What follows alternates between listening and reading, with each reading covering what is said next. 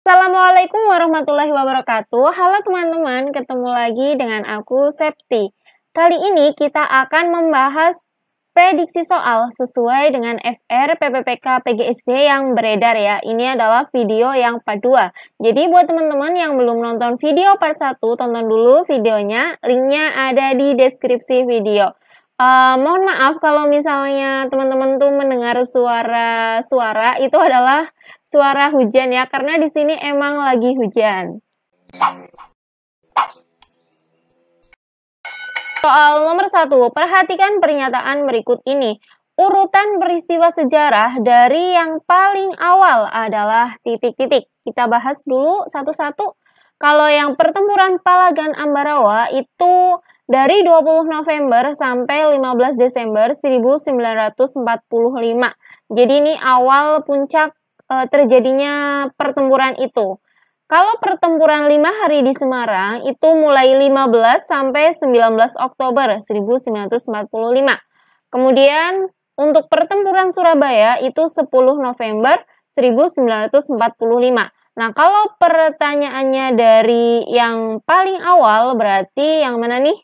Berarti yang paling awal banget itu kan Oktober ya. Jadi nomor 2 dulu yang bagian ini. Terus Oktober, Novembernya tanggal 10 dulu ya kan ini. Kemudian baru yang nomor 1 itu. Jadi urutannya nomor berapa? 2, kemudian 3, dan 1 ya. Jawabannya itu yang B. Nomor 2, Indonesia adalah negara kesatuan yang terbentuk dari unsur pembentuk negara yang merupakan satu kesatuan tak terpisah. Berikut ini yang tidak termasuk unsur pembentuk negara kesatuan Republik Indonesia adalah titik-titik. Rakyat berarti jelas iya ya. Yang B, wilayah juga iya. Pemerintah yang berdaulat juga betul.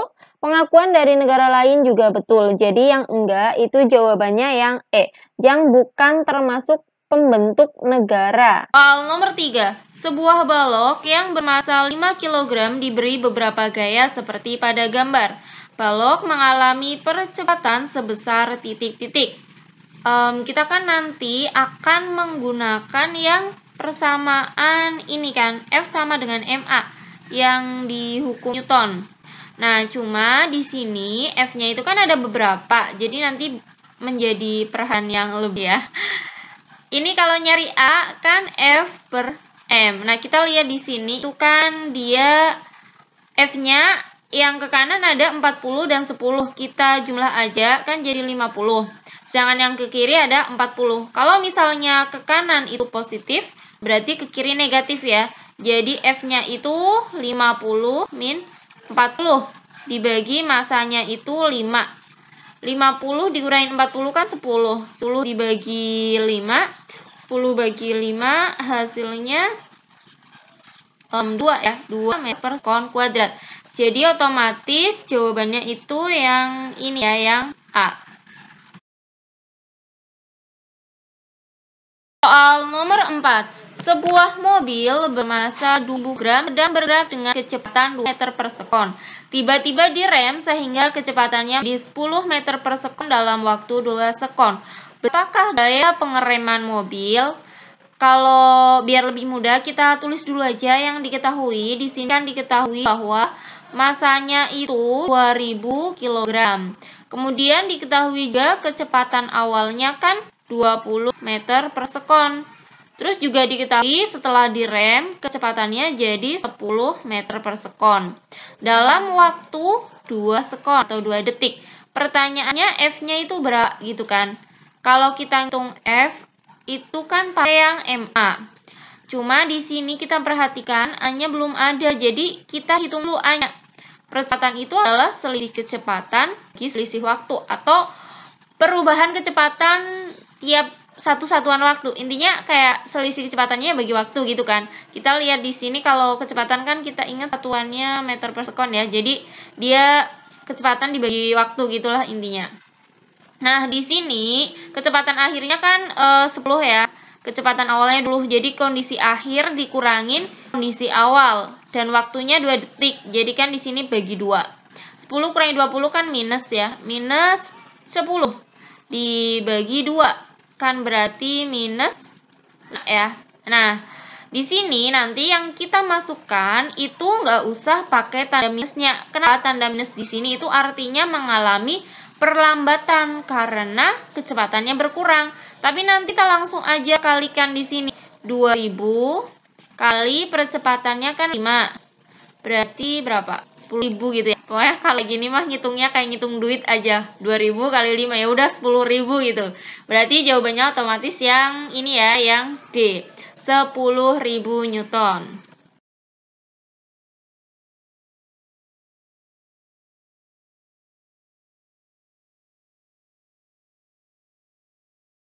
Soal nomor 5, tentukan himpunan penyelesaian yang memenuhi pertidaksamaan 8 plus 2i kurang dari 5. Kalau kayak gini kita ngitungnya kan kayak ngitung persamaan ya kan. 8 tambah 2i kurang dari 5. Yaudah 2i-nya taruh di sini aja. Terus 8-nya kan kita pindah ke sini jadi negatif kan. 2i-nya tetap. 5 dikurangi 8 itu kan 3. Jadi X-nya otomatis ya negatif 3 dibagi 2 ya kan. Jadi X kurang dari negatif 3/2. Yang mana nih? Ini lebih dari ya, salah. Yang E, jawabannya itu yang E. X anggota bilangan real, X-nya kurang dari negatif 3/2. Soal nomor 6, perhatikan gambar sistem pencernaan manusia berikut. Bagian yang berfungsi emulsi lemak adalah titik-titik. Jadi kalau untuk mengemulsi lemak itu adalah empedu. Nah, empedu itu dihasilkan oleh hati. Jadi hati itu kan fungsinya salah satunya merombak atau memperbaiki atau memperbaiki sel-sel darah merah, ya kan, eritrosit. Nah, dari hasil itu akan dihasilkan getah empedu. Nanti inilah yang mengemulsi lemak. Jadi empedu itu yang bagian mana nih?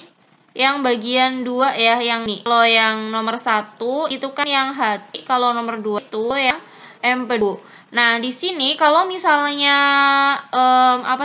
kalau misalnya teman-teman menjumpai soalnya tapi nggak ada pilihan empedunya, cuma ada hati, teman-teman pilih hati. Tapi kalau misal di pilihan gandanya ada hati dan empedu, teman-teman bisa pilih yang empedu. Jawabannya yang B. Soal nomor 7, perhatikan pernyataan berikut. Yang merupakan fungsi empedu adalah titik-titik. Oke, kita bahas satu-satu. Kalau yang nomor 1, menetralkan racun itu adalah fungsi dari hati. Kalau yang nomor 2, merombak sel darah merah itu juga dari fungsi dari hati. Jadi hasil perombakan itu nanti akan menghasilkan empedu. Kalau nomor 3, memberi warna pada feses dan urin itu adalah fungsi dari empedu. Jadi kalau di empedu itu kan ada zat warna urobilin, bilirubin dan biliverdin, ya kan. Kalau nomor 4, menyimpan gula dalam bentuk glikogen dan nanti akan mengubahnya lagi menjadi glukosa kalau misalnya diperlukan ya. Itu adalah fungsi hati. Kalau yang nomor 5, membantu kinerja enzim lipase dalam mencerna lemak. Jadi kan tadi salah satu fungsi empedu itu adalah mengemulsi lemak, ya kan?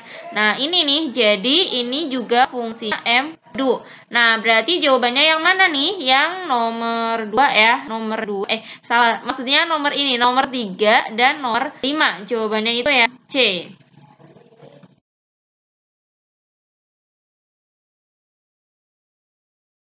Soal nomor 8, penggaris plastik yang sudah digosokkan pada rambut dapat menarik potongan-potongan kertas kecil. Peristiwa tersebut mengindikasikan adanya gaya titik-titik. Jadi, kalau kayak gini, intinya penggaris itu bisa narik kertas, tapi kan nanti lama-lama kertasnya juga akan jatuh lagi, ya kan, nggak nempel ke penggarisnya. Jadi ini adalah gejala atau peristiwa listrik statis ya, listrik statis, listrik yang diam atau yang nggak mengalir atau yang sifatnya sementara. Jadi ini adalah contoh dari peristiwa gaya listrik. khususnya gaya listrik statis, bukan yang gaya magnet, karena di sini emang nggak ada unsur-unsur magnetnya. Soal nomor 9, struktur teks eksplanasi adalah titik-titik. Jadi kalau di FR itu kan banyak banget beredar tentang teks eksplanasi ya. Teks eksplanasi itu adalah teks yang berisi penjelasan tentang proses terjadinya fenomena alam, sosial, ilmu pengetahuan, dan budaya. Teks eksplanasi ini bertujuan untuk memberikan informasi. Oke, kita bahas pilihan gandanya. Kalau yang A, tesis, argumentasi, penegasan ulang pendapat itu adalah struktur dari teks eksposisi. Kalau yang B, pernyataan umum, deretan penjelas, interpretasi adalah struktur dari eksplanasi. Jadi di sini kalau untuk yang deretas itu bisa sebab akibatnya. Kalau interpretasi itu adalah kesimpulannya. Kalau yang C, pendahuluan, inti, penutup itu struktur esai. Kalau yang D, pendahuluan, ringkasan isi buku, inti review, dan simpulan, udah jelas ya pasti tentang review buku.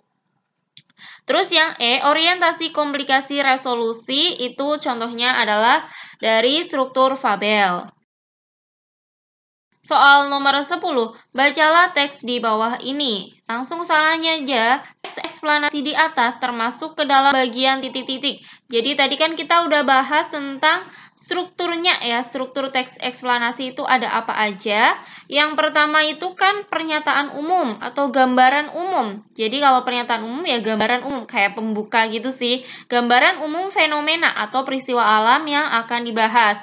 Nah, gambaran umum itu bisa nanti kata-katanya biar mengarah ke paragraf selanjutnya membahas tentang deretan penjelas atau bagaimana sih prosesnya atau apa akibatnya atau sebabnya gimana. Jadi gambaran umum tapi nanti akan bagian akhirnya akan mengarah ke yang bagian D, yaitu deretan penjelas.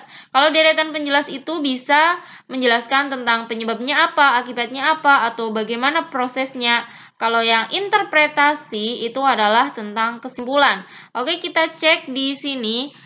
Belakangan ini gempa bumi menjadi buah bibir di kalangan masyarakat Indonesia. Sepanjang sejarah umat manusia, gempa selalu saja menimbulkan kerugian, baik material maupun korban jiwa. Tidak berlebihan rasanya jika dikatakan fenomena gempa bumi adalah peristiwa yang berdampak secara langsung pada makhluk hidup tak terkecuali manusia. Hal tersebut menjadikan gempa bumi sebagai salah satu bencana alam yang ditakuti oleh setiap orang. Nah, di sini kita nggak boleh terkecoh dengan ini tuh akibatnya gempa bumi tuh jadi kerugian, kerusakan, tapi bukan itu ya. Kalau kayak gini, ini ada belakangan ini gempa bumi menjadi buah bibir. Ini kan pasti ini tuh kayak bagian awal gitu loh. Nah, bagian awal teks eksplanasi namanya apa? Namanya adalah yang C, pernyataan umum. Jadi jawabannya yang C. Demikian video part 2 ini, semoga bermanfaat buat teman-teman, khususnya teman-teman yang akan tes. Semoga lulus passing grade dan bisa keterima di PPPK 2021 ini. Buat teman-teman yang baru mampir di channel ini, jangan lupa untuk subscribe dan nyalakan loncengnya. Terima kasih.